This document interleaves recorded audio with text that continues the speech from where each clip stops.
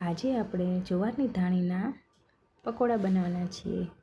તો તેની માટે સૌપ્રથમ આપણે જુવારની ધાણી લઈ લઈશું, જે મેં અહીં 350 ગ્રામ લીધી છે। તેને ધોઈને કોરી કરી લેવાની છે અને ત્યારબાદ આપણે એક તપેલીમાં તેને લઈ લઈશું ધાણી અને તેમાં ઉમેરશું આદુની પેસ્ટ 2 ચમચી અને ઝીણા સમારેલા મરચાં ઉમેરશું, તે પણ મીડિયમ સાઇઝના 2 નંગ લીધા છે। અહીં આપણે ડુંગળીનું પ્રમાણ વધારે રાખવાનું હોવાથી 250 ગ્રામ જેટલી આપણે ઝીણી સમારેલી ડુંગળી ઉમેરવાની છે।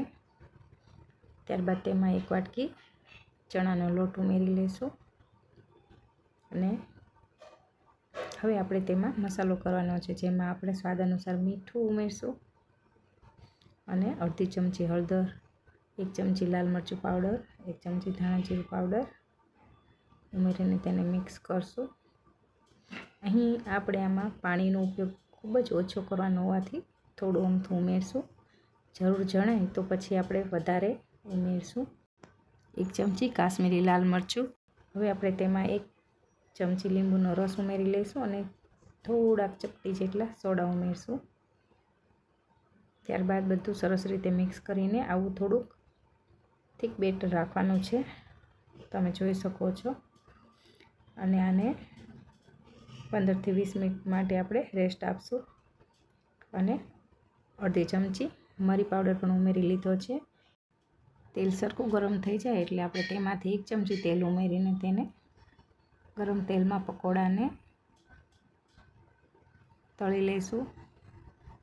આવી જ રીતે આપણે પહેલાં ફૂલ ફ્લેમ રાખવાની છે અને પછી તેને ધીમા ફ્લેમ ઉપર તળી લેવાના છે, જેથી તમારા પકોડા એકદમ સરસ અંદરથી પણ ચડી જાય અને આને ક્રિસ્પી થાય ત્યાં સુધી આપણે તળવાના છે। આ જુવારની ધાણીના પકોડા ટેસ્ટીની સાથે સાથે એકદમ હેલ્ધી પણ છે, જે તમે ગમે ત્યારે ઇવનિંગ સમયે બાળકોને લંચ બોક્સમાં કે નાસ્તામાં પણ આપી શકો છો અને ખૂબ જ ટેસ્ટી લાગે છે। તમે જોઈ શકો છો કે આપણે આવી જ રીતે બધા જ પકોડાને રેડી કરી લેવાના છે।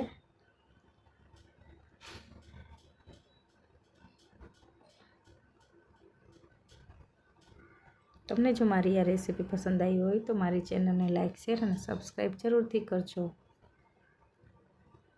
આવી જ રીતે બીજા પણ આપણે પકોડા બનાવી લઈશું।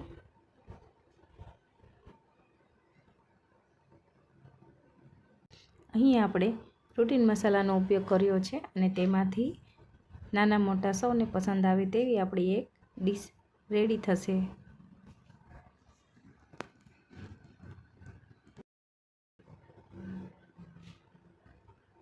અને ઝટપટ તૈયાર થઈ જતી એકદમ ટેસ્ટી વાનગી છે, તો તમે પણ જરૂરથી બનાવજો। એકદમ ક્રિસ્પી થાય ત્યાં સુધી આપણે તેને તળી લઈશું।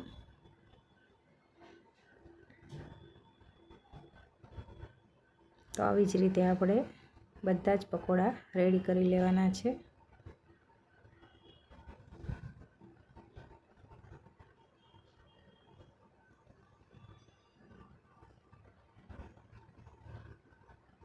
થોડીવાર રેસ્ટ આપીને તમે તળશો તો તમારા બધા જ પકોડા એકદમ સરસ બનશે અને પાણીનું પ્રમાણ ઓછું રાખશો એટલે પકોડા સરસ બનશે।